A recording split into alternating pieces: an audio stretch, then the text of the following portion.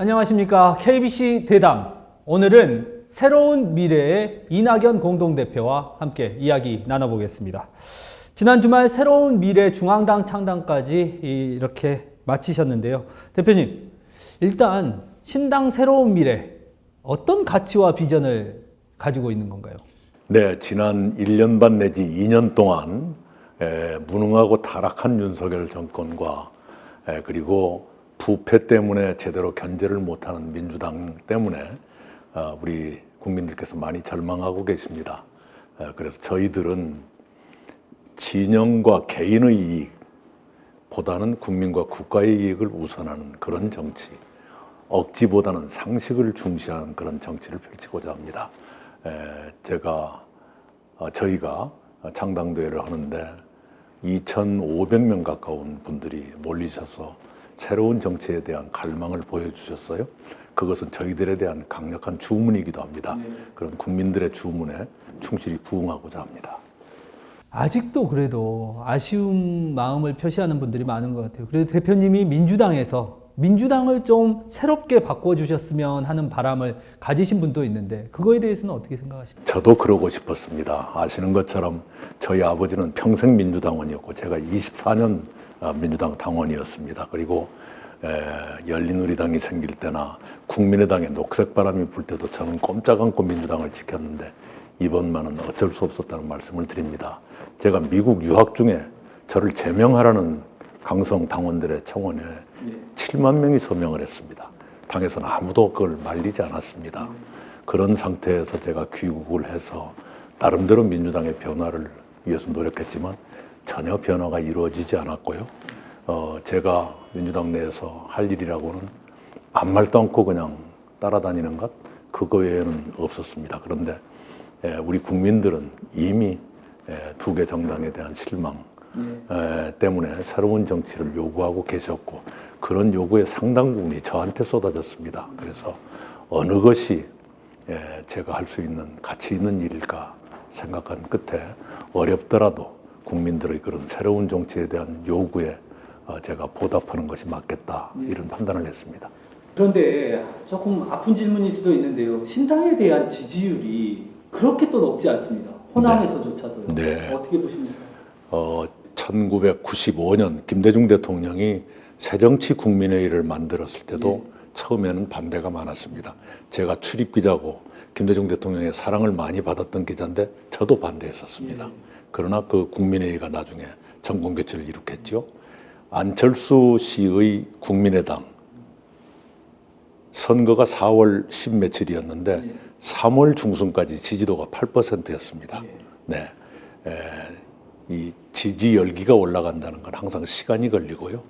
이번에 어떤 조사를 보면 만족스러울 정도까지는 아니지만 그러나 실망할 정도도 아닌 지지도가 나오고 있습니다. 이 신당이 창당하면 굉장히 큰 축제이고 그런데 사실은 좀 주말에 아쉬운 점도 있었습니다.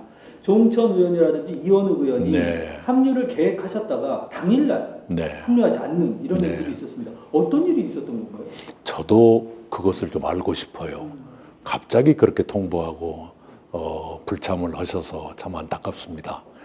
그런데 분명한 것은 그 두 분이 미래대연합으로 영입을 했던 청년 인재들의 몽땅 저희들한테 오셨거든요. 그리고 그 두 분 의원만 빠져나가셔서 그 청년들도 읍소, 울면서 하소연도 하고 그런 과정이 있었습니다. 안타깝게 생각하고요. 그러나 언젠가는 또 다시 만날 거라 이렇게 믿습니다. 또 그 두 의원께서 이제 공천관리위원회를 통합해서 한번 해보자라는 제안을 하셨어요. 이에 대해서 아직까지는 응답을 안 하셨는데 어떤 생각이십니까? 우선 당이 하나여야 공천관리도 통합 운영하는 것일 텐데 어떤 상태를 말하는 것인지를 모르겠습니다. 그리고 그런 문제는 우리 김종민 공동대표가 전권을 가지고 추진하기로 했으니까요. 그것은 김종민 공동대표가 알아서 판단하리라고 생각합니다. 대표님은 그거에 대해서 그러면 사견을 전제하더라도 어떤 의견이십니까? 원칙적으로 반대할 것은 없죠. 단지 어떤 과정을 거쳐서 어떻게 하겠다는 것인지는 제가 듣지 못했기 때문에 세세한 얘기는 아직 할 수 있는 단계가 아닙니다. 신당의 또 다른 한 축인 우리 이준석 대표가 이끄는 개혁신당이 있습니다. 네. 개혁신당과의 이제 통합 논의 지금 조금 지지부진한 것 아니냐 이런 예측도 있는데 어떻게 보십니까? 이준석 대표의 태도가 최근에 달라졌어요. 예. 한동안 통합 생각이 없는 것처럼 말씀을 하시다가 그저께부터는 갑자기 또 힘을 합칠 상대다 예. 이렇게 말을 하셔서요. 그렇게 마음이 바뀌었다면 다시 속도가 나지 않겠는가 생각을 합니다. 우리 새로운 미래가 통합 정당으로 다시 태어나서 제일 먼저 결정한 것이 통합을 위한 전권 대표를 김종민 대표로 지명한 것, 그것이 결정 1호입니다. 예. 그만큼 그걸 중요하게 생각한다는 뜻이고요. 그리고 그렇게 전담하는 분을 지명했다는 뜻은 다른 분들은 각기 자기 일을 계속한다 이런 뜻도 됩니다. 윤석열 대통령이 신년 기자회견을 하면서 국민들에게 어떤 이야기를 할 것이다 이런 전망들이 있었는데 결국은 이제 한 방송사와 인터뷰 녹화 방송으로 대체하기로 했습니다. 이에 대해서는 대표님 어떻게 바라보고 계십니까? 답답한 결정이죠. 왜냐하면 여러 가지 의혹, 예컨대 대통령 부인의 명품 가방 수수 사건이라든가 이런 의혹들이 전혀 지금 몇 달 동안 전혀 설명도 없고 해명도 없고 해소되지 않은 채로 있으면 직접 국민들의 그런 불만이나 의혹을 완벽하게 해소할 수 있는 방법을 선택하는 것이 좋을 텐데 편집 가능한 또는 가감 첨삭이 가능한 그런 녹화 대담을 선택했다는 게 정권의 보탬이 별로 안 될 것 같아요. 국민들의 불만이나 의혹이 있다면 완벽하게 해소하는 것이 정권한테도 좋을 텐데 그걸 완벽하게 해소하지 못하면 정권의 짐으로 남을 것 아니겠어요. 그 점이 참 답답하고요. 미국 대통령들의 기자회견처럼 언제든지 추가 질문을 받는다. 그리고 시나리오 없다. 그리고 몇 번이라도 한다. 이런 원칙을 이제는 대한민국도 세워야 됩니다. 그런데 대통령들 성향에 따라서 또는 상황에 따라서 있다 없다 또는 어떤 때는 그냥 뭉개기도 하고 어떤 때는 입맛에 맞는 방송 선택해가지고 우리 둘이만 하자. 이것은 바보 같은 짓 같아요. 정권을 위해서 플러스가 안 돼요. 그 어떤 정권에 대한 비판과 견제는 사실 민주당이 가장 큰 역할을 지고 있는 거잖아요. 이 민주당이 지금 하고 있는 모습들 정권을 충분히 견제하고 있다고 보십니까? 그걸 못하고 있지요. 지난 1년 반 동안 민주당이 했던 것 중에 국민의 기억에 남는 것은 방탄. 그것만 남아있거든요. 왜 그런 일이 벌어지느냐 그러면 애당초 윤석열 정권 자체가 국정을 위한 준비나 경험이 없는 채로 그저 검사들 잔뜩 모아가지고 검찰공화국을 완성했단 말이에요. 날마다 하는 일이 검찰 칼 휘두르는 날마다 하는 일이 검찰의 칼 휘두르기 그 정도인데 공교롭게도 거대 야당 민주당은 검사 앞에만 가면 작아지는 사람들이 잔뜩 있어가지고 그러다 보니까 견제와 심판이 제대로 안 되는 그런 문제가 있습니다. 요컨대 사법 리스크 때문에 야당 본연의 기능인 견제와 심판을 제대로 못하는 이런 불행한 일이 지금 계속되고 있는 것이죠. 이재명 대표 체제의 문제인가요? 아니면 민주당 자체가 지금 그렇게 변해버렸나요? 둘 다죠. 민주당이 변했고 거기에는 지도자의 영향이 있었다고 봐야죠. 지도자의 영향이 없다 그러면 지도자에 대한 신뢰입니다. 예, 오히려. 그 이재명 대표가 광주에 가서 비례대표제와 관련해서 발표를 했습니다. 준연동형을 유지하겠다 이렇게 했는데 이제 신당도 그 비례대표제도에 또 자유로울 수는 없잖아요. 이번 선택 어떻게 보셨습니까?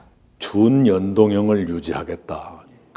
그건 잘한 일인데 그 다음에 붙은 것이 아주 악성 그 전략이 붙어 있죠.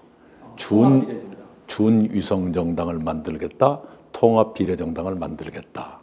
무슨 얘기냐 그러면 위성정당 아닌 것처럼 위성정당을 만들겠다. 그게 준위성정당이라는 뜻일 거예요.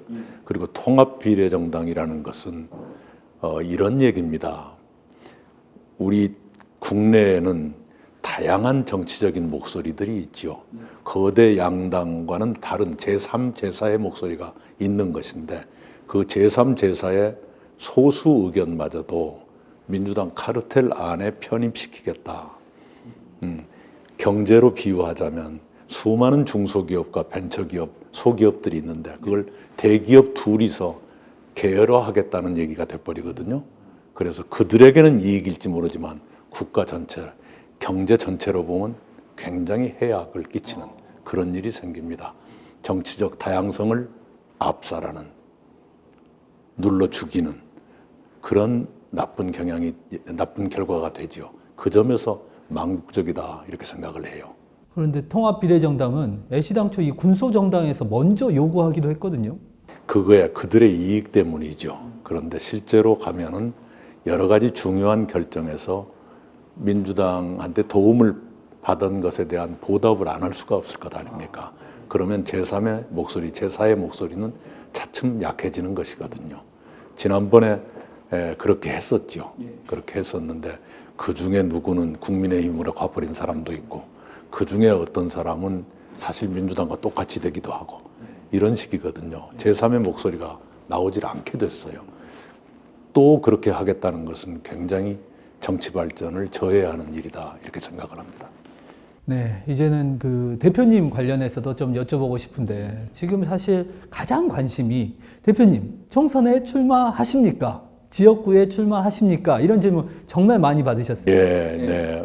저도 그런 질문을 많이 받고 있습니다. 동시에 출마해라 또는 출마하지 마라 또는 출마한다면 어디서 해라 여러 주문을 받고 있고 또 어떤 사람들은 자기들 마음대로 어디 여론조사도 해보고 광주 어디도 해보고 서울 어디도 해보고 그 여론조사를 하다 보면 그걸 그 여론조사 기관에 질문을 받는 사람들은 이낙연이 여기 출마하는가 보다 이래가지고 또 그런 보도까지 나오고 지금 그런 상황입니다. 멀지 않은 장래에 우선 저가 마음을 정리하는 그만큼이라도 말씀을 드릴게요. 예. 구체적이지 않더라도 현재 어느 단계까지 와 있습니다 하는 것은 솔직하게 말씀을 드리겠습니다. 그럼 지금은 어느 단계이십니까? 지금은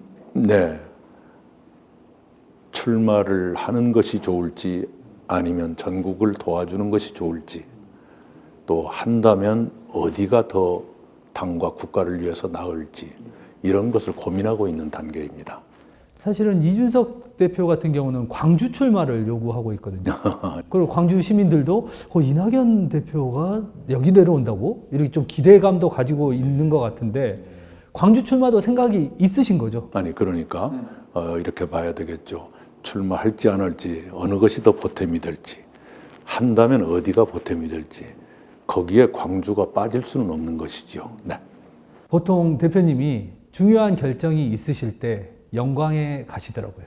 그래서 이렇게 좀 또 5.18 민주묘지에 가시고 이번에 가시잖아요. 설 명절 전이기도 하고 하셔서 그럼 그 결정 설 명절 전에 이루어질 수 있습니까?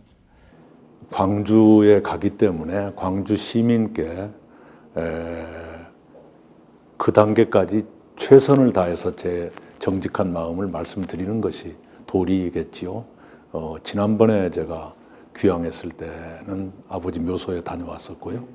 이번에 또 5.18 묘소 참배가 있을 겁니다만은 그런 과정을 거치면서 마음의 정리를 더 하겠습니다. 네. 그럼 이제 마지막으로 이번에 광주 전남 또 가시는데 호남민들에게 한 말씀 부탁드리겠습니다. 네. 저에 대해서 많은 걱정을 하시거나 실망을 하시는 분들이 계실 겁니다. 그런데 영국 수상을 했던 처칠이 말한 것처럼 어떤 사람은 당을 위해서 신념을 바꾸는 사람도 있지만 또 어떤 사람은 신념을 위해서 당을 바꾸는 사람도 있습니다. 저는 그동안에 2대에 걸쳐서 민주당을 지켰고 어떤 어려움이 있어도 민주당을 떠나지 않았지만 이번에는 오죽했으면 제가 이런 결정을 했겠는가.